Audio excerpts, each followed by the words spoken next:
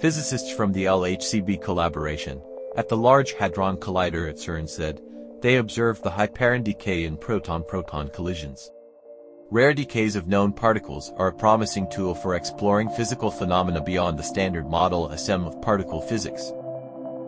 In the SM, this process is only possible through a loop diagram. The decay does not happen directly, but intermediate states have to be exchanged in a loop. In quantum field theory, the probability of such a process occurring is the sum of the probabilities of all particles, both known and unknown, that can be exchanged in this loop. This makes such processes sensitive to new phenomena. If a discrepancy is observed between experimental measurements and theoretical calculations, it may be caused by the contribution of unknown particles.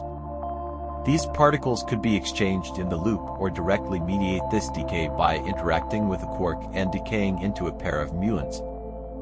In the latter case, the new particle would leave a mark on the properties of the two muons.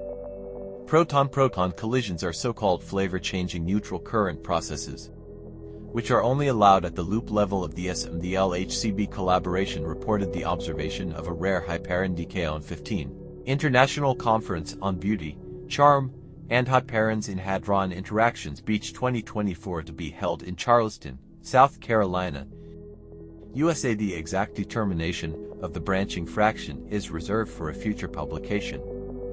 Current signal yields allow for measurements of integral and differential branch components, as well as other measurements such as charge parity and front-to-back asymmetry.